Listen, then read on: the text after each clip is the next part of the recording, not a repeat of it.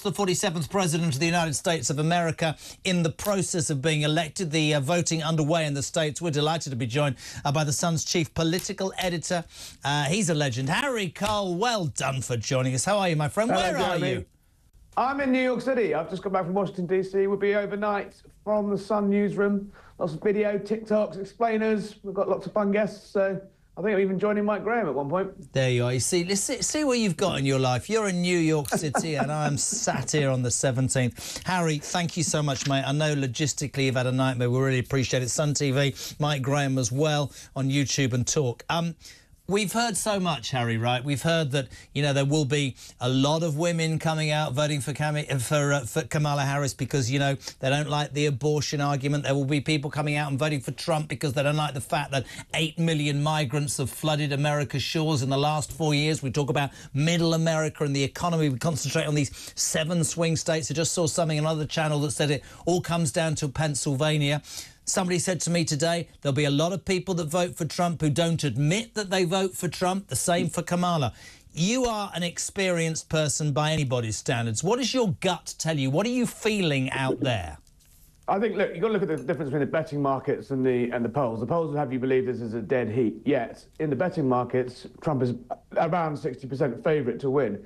You've got to look, you understand that last time round and the time before, 2016, 2020, pollsters fundamentally misunderestimated Trump's vote. His lower propensity voters, they call them, people that are harder to reach by pollsters.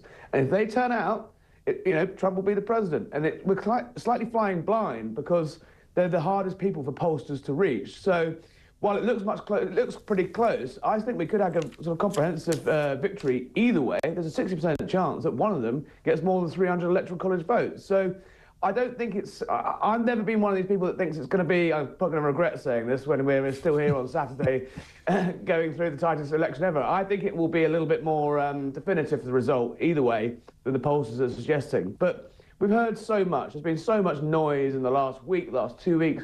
But strip it back to the fundamentals. Across the West, in advanced democracies, incumbents have had a terrible couple of years. Governments have fallen. Incumbent parties have been kicked out. Justin Trudeau is about the only G7 leader still in his job post-COVID. Think about all those faces that have disappeared over the years. So going into this election, Trump is ahead on the economy, on immigration, on inflation. The top 3 issues, for voters, and abortion in at number 4, obviously, is where Harris is ahead. So by any sort of, if the old political rules count, Trump should be winning this. You know, he's got the key issues behind him.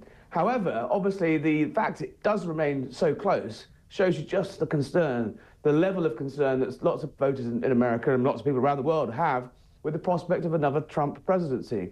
But if he can make that, if he successfully made the argument that actually, you know, it wasn't so bad 4 years on with hindsight, and actually Americans were better off under Donald Trump. Remember those Donald Trump checks he sent people?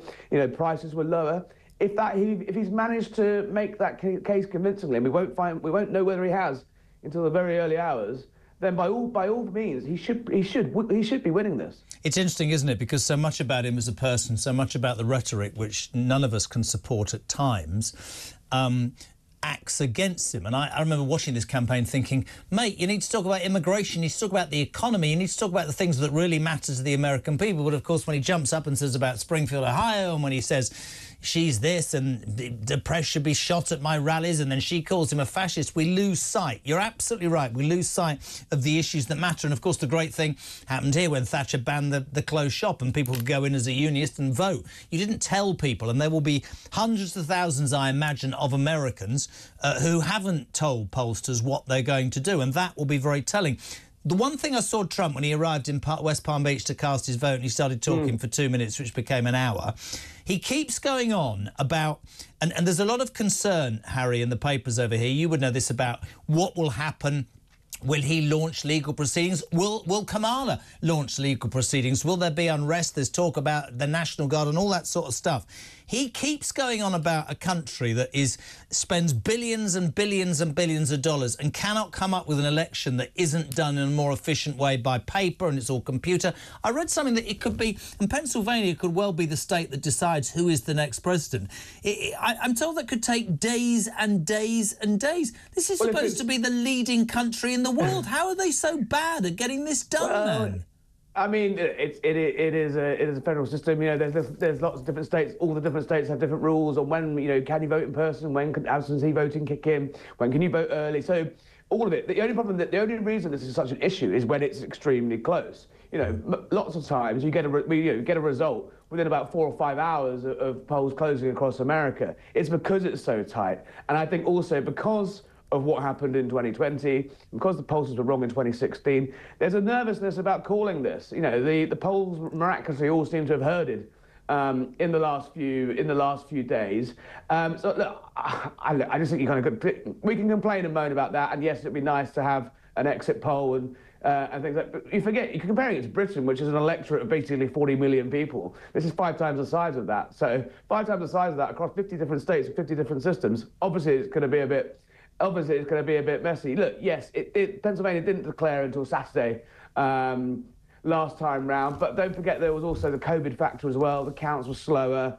I really hope we won't still be talking about, you know, whether the call is going to be made by the weekend. My gut instinct says we're going to know pretty soon, by tomorrow morning, of which way this is going. I just have a feeling all of this this is all being slightly overblown. But yeah, I was in DC last night.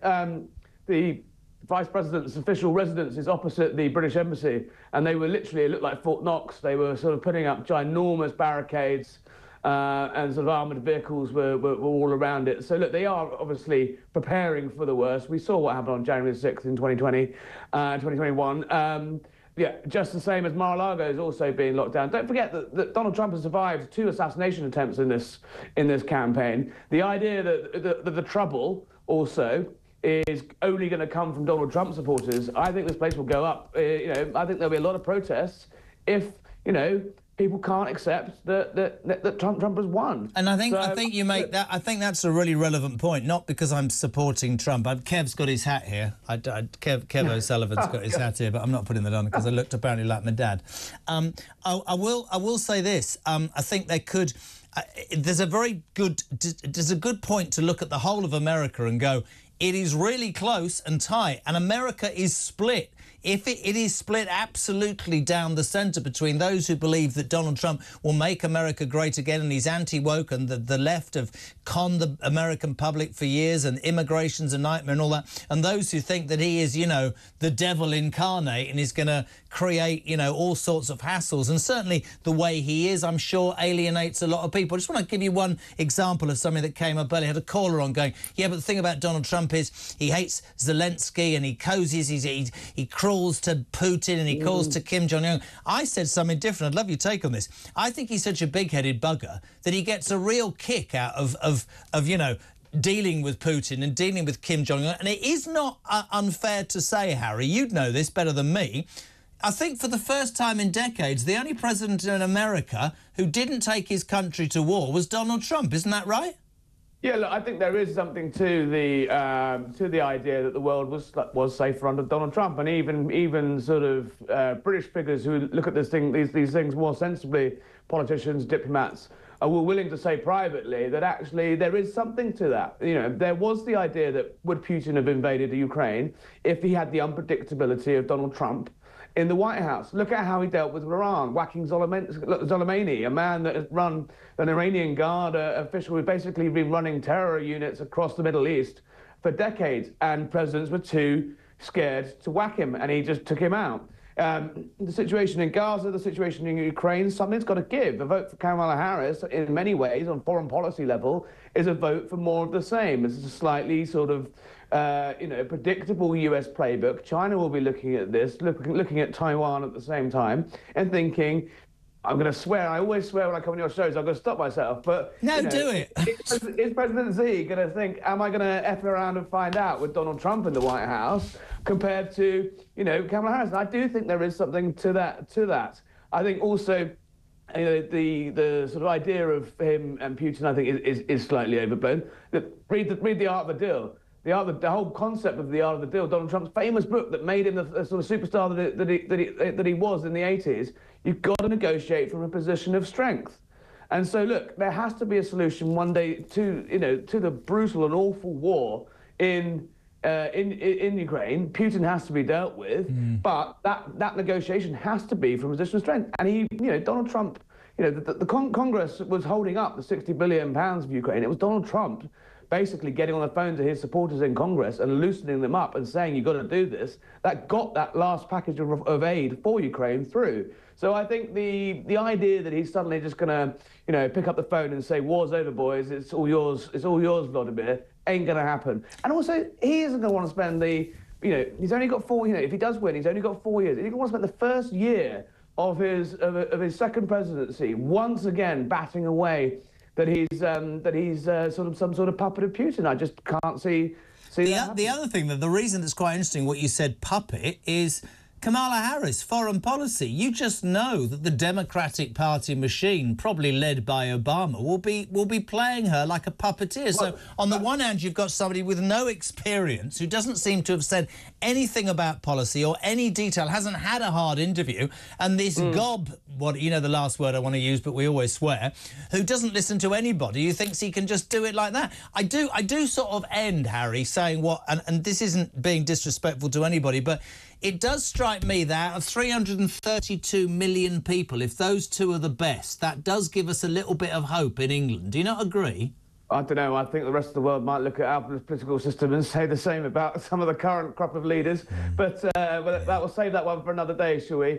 Look, the Democrats are slightly, they were damned if they did and damned if they didn't. We saw what a Biden campaign would have looked like for them the other day when he was gibbering on about garbage on a Zoom call. The guy, they had to move against Biden. The problem is the Biden administration has spent the last 3 years keeping Kamala Harris as much as they possibly could away from anything important. But shouldn't she have been attacked more by Donald Trump for lying to the American people at the cognitive ability of a president that she told them for years was okay, when he basically wasn't? I think the two strategic mistakes that the Donald Trump campaign have made, if they do end up losing this, was going early, agreeing to go early on the debate. The person that they really should be fighting now is Joe Biden if they genuinely wanted to win. And the fact that they agreed to debate before the conventions, and we saw what happened in that debate with Biden's sort of mental state, it gave the Democrats time. It gave them enough time to replace their candidate. And that was a strategic error. And also, I think he hasn't spent long enough and effectively enough and articulately enough wrapping Biden and Harris into essentially what they are. They are one thing. He'd love to be running against Biden, but he's running against basically the next best thing, which is his vice president. I think in the early weeks of sort of August and September, when the sort of Harris was sort of being introduced to voters in a way, I don't think the Republicans were effective as tying that ball and chain of geriatric Joe around her ankles. I completely agree. Listen, mate, you sound as vibrant as ever. It's going to be a busy, busy day and night for you. Harry Cole, thank you so much indeed. Political editor for The Sun, live in New York. All the footage you need, Sun TV, and more importantly, Talk. Don't forget that election night.